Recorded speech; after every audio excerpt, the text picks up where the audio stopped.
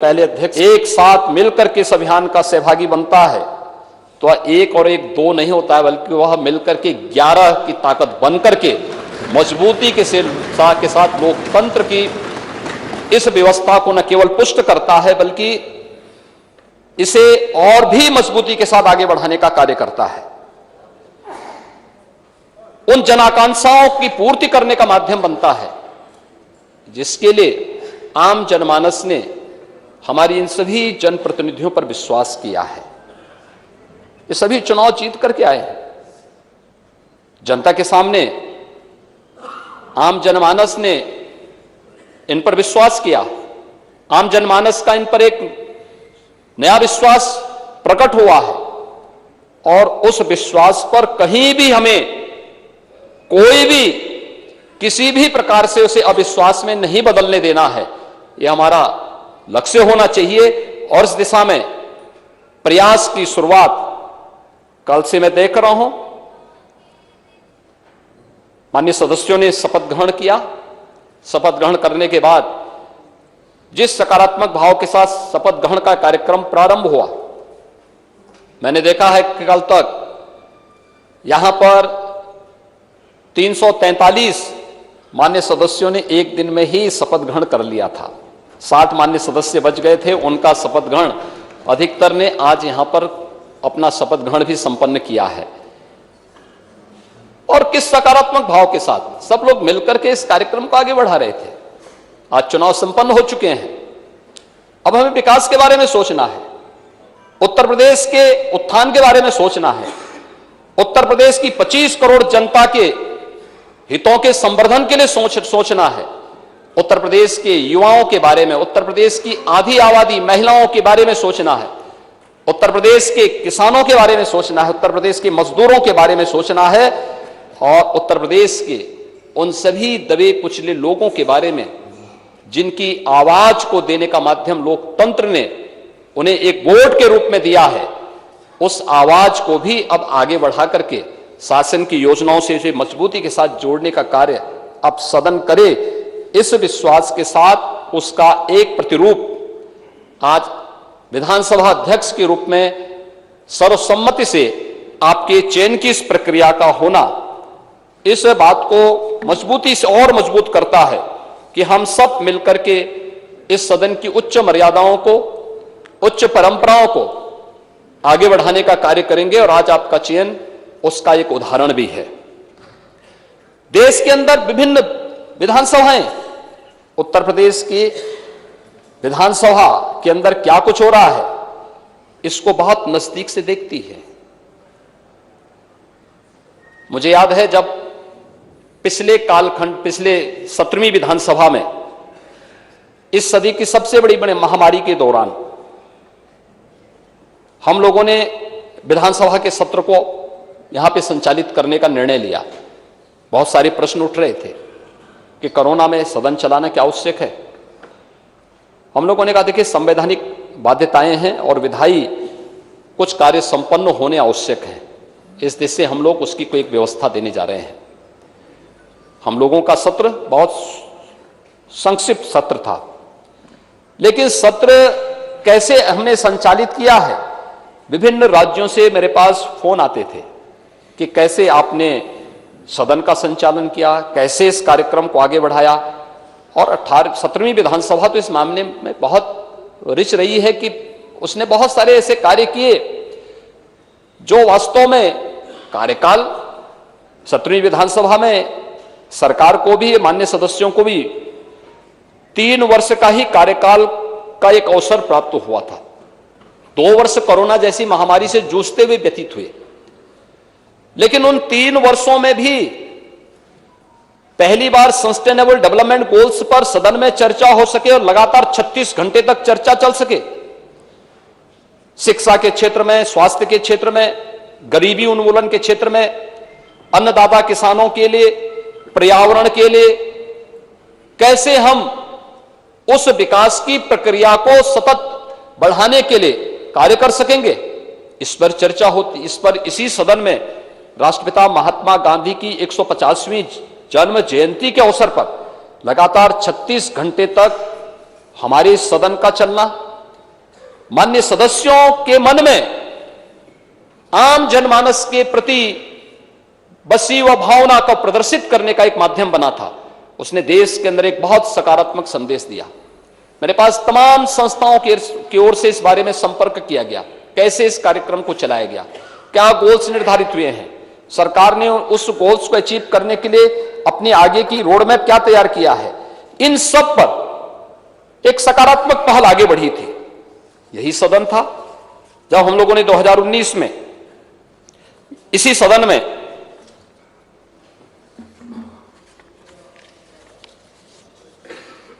छब्बीस नवंबर 2019 को संविधान को अंगीकार करने के दिवस को, उसकी 17वीं वर्षगांठ पर एक विशेष सत्र का आयोजन संविधान से संबंधित और बाबा साहब भीमराव अंबेडकर के प्रति श्रद्धा और सम्मान का भाव व्यक्त करते हुए इस अवसर पर एक विशेष सत्र हम लोगों ने आयोजित किया था। और तीसरा विशेष सत्र भी आयोजित हुआ था जब 31 दिसंबर 2019 को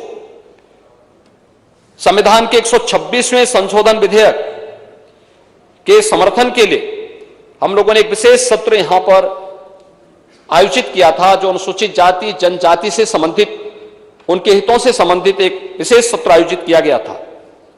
2020 के प्रारंभ में 7वें राष्ट्रमंडल संसदीय संघ भारत परिक्षेत्र का एक ऐतिहासिक सम्मेलन भी यहां पर आयोजित हुआ था। श्री हृदय नारायण दीक्षित जी के मार्गदर्शन में, उनके नेतृत्व में 17वीं विधानसभा ने जिस गरिमामयी तरीके से सत्र के संचालन को उन्होंने अपनी विद्वता से, अपने सार्वजनिक जीवन के अनुभव से आगे बढ़ाने का कार्य किया था, अत्यंत अभिनंदनीय रहा। और उत्तर प्रदेश विधानसभा में जिन बातों पर चर्चा होती थी, जिन मुद्दों को यहां पर उठाया जाता था, उसकी गूंज देश के अंदर विभिन्न राज्यों के साथ ही प्रदेश के अंदर भी गांव और गलियों तक भी सुनने को, देखने को हम सबको मिलती थी कि आज उत्तर प्रदेश विधानसभा में जनता से जुड़े भी इस मुद्दे पर गंभीर चर्चा हुई है। आज उत्तर प्रदेश विधानसभा ने इस दिशा में एक नए प्रस्ताव को आगे बढ़ाया है। आज ये अलग अलग मुद्दों पर जनता के बीच में भी ये बातें सुनने को मिलती थी। वह एक बहुत सकारात्मक भाव होता है और मुझे लगता है कि जब जनता अपनी विधायी संस्था को एक विश्वास के रूप में देखती है तो हम मान करके चलें कि लोकतंत्र के प्रति आम जनमानस के विश्वास को प्रकटीकरण करने का सबसे अच्छा माध्यम होता है।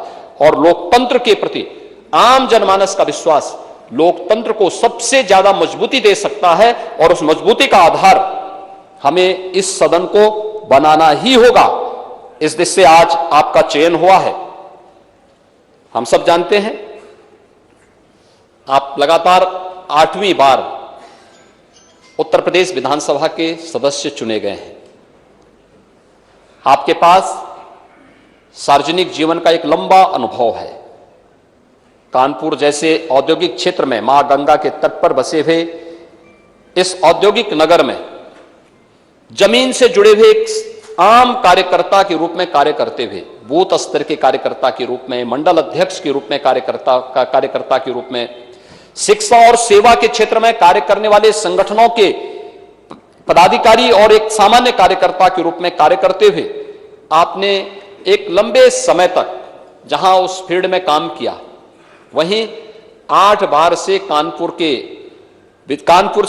कानपुर महानगर से विधायक के रूप में आपका चयन आज इस सदन में होता रहा है। आपने विभिन्न सरकारों में भी अलग अलग मंत्री पद का दायित्वों का निर्वहन किया और कुशलतापूर्वक अपने नेतृत्व क्षमता का, अपनी प्रशासनिक क्षमता का, अपनी आम जनमानस के प्रति अपनी संवेदनाओं को प्रदर्शित भी किया है। वह आपके द्वारा लिए गए निर्णयों के आधार पर, आपके द्वारा किए गए कार्यों के माध्यम से बार बार एक सदस्य का एक क्षेत्र से चुनाव जाना, यह और वह भी तब जब दुर्भाग्य से जातिवाद की, उस राजनीति की उस आंधी में एक व्यक्ति जिसकी अपनी कोई जाति न हो, जिसकी अपनी जातीय पहचान न हो, जिसने अपने जन्म के साथ ही पैतृक रूप से महाना शब्द जोड़ करके अपने को ये कहा कि भैया हम तो सेवा करते करते महान हैं, इसलिए हम लोग केवल राष्ट्रवाद, सुशासन, विकास और गरीब कल्याण के इस अभियान के साथ जुड़ करके अपने इस कार्यक्रम को आगे बढ़ाएंगे और लगातार जनता का एक विश्वास अर्जित करना। एक चुनाव हो सकता है, 2 चुनाव हो सकते हैं, तीसरा भी चल सकता है, लेकिन बार बार चुना जाना, अच्छे वोटों से चुना जाना, हर बार मत का प्रतिशत बढ़ जाना एक बहुत सकारात्मक संदेश है। और पिछली सरकार में मुझे उस सरकार को भी नेतृत्व देने का सौभाग्य प्राप्त हुआ था। उस सरकार में औद्योगिक विकास मंत्री के रूप में जो कार्य किया, उत्तर प्रदेश के इतिहास में पहली बार उत्तर प्रदेश के अंदर 3,60,000 करोड़ रुपए से अधिक की निवेश के प्रस्ताव और जमीनी धरातल पर उतारने का कार्य करना,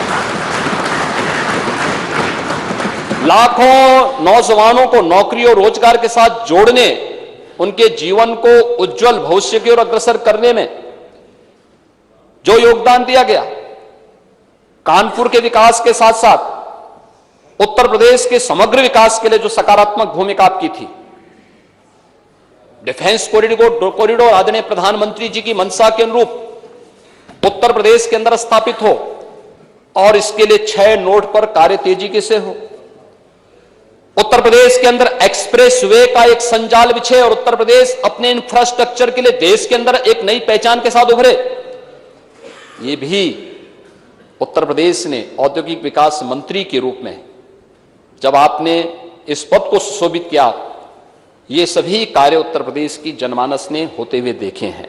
और स्वाभाविक रूप से आपने मेरी टीम के एक महत्वपूर्ण स्तंभ के रूप में कार्य करते हुए इन कार्यक्रमों को आगे बढ़ाने का कार्य किया। आज आप उत्तर प्रदेश विधानसभा के अध्यक्ष के रूप में आपका यहां पर सर्वसम्मति से चयन हुआ है। मैं इसके लिए आपको हृदय से अभिनंदन करता हूं, आपको हृदय से बधाई देता हूं और अपनी शुभकामनाएं ही देता हूं। आपका चयन ऐसे समय में हुआ है जब यह देश आजादी का अमृत महोत्सव मना रहा है। यह आजादी का अमृत काल है। अमृत काल के लिए प्रधानमंत्री जी ने आगामी 25 वर्षों के लिए कुछ लक्ष्य निर्धारित किए हैं देश के अंदर।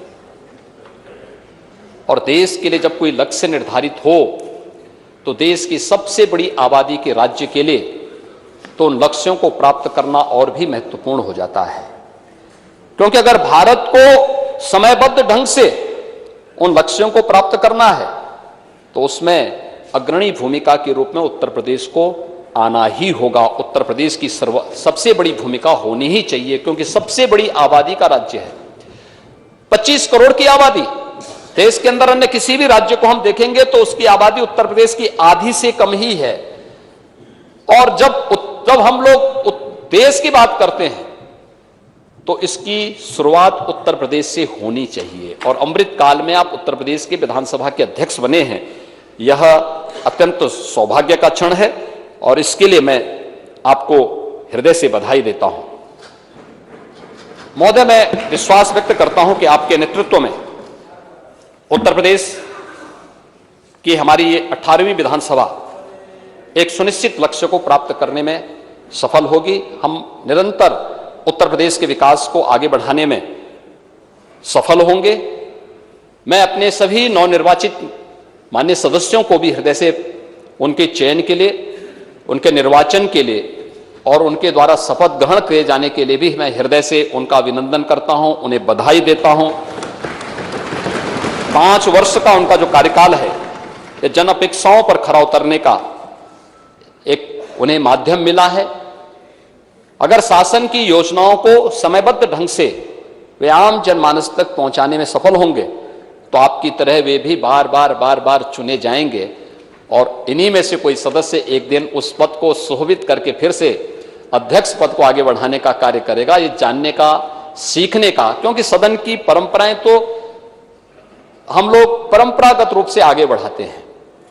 जो कुछ भी हम सीखते हैं जानते हैं, संसदीय कार्यों के माध्यम से जो कुछ भी अनुभव हमारे सामने आता है वही परंपराएं आगे बढ़ती हैं और सदन की परंपराएं इसी रूप में आगे बढ़ती रहेंगी।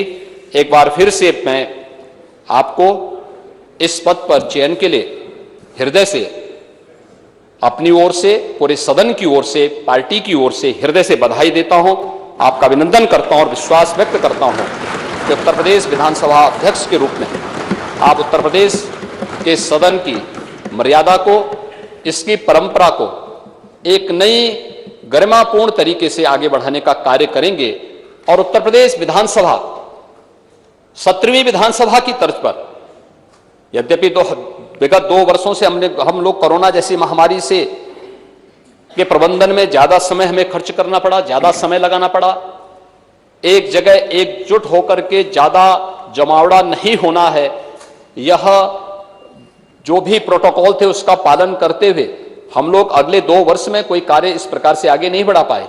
लेकिन समय समय पर राज्य के हित के लिए, 25 करोड़ जनता के हित के लिए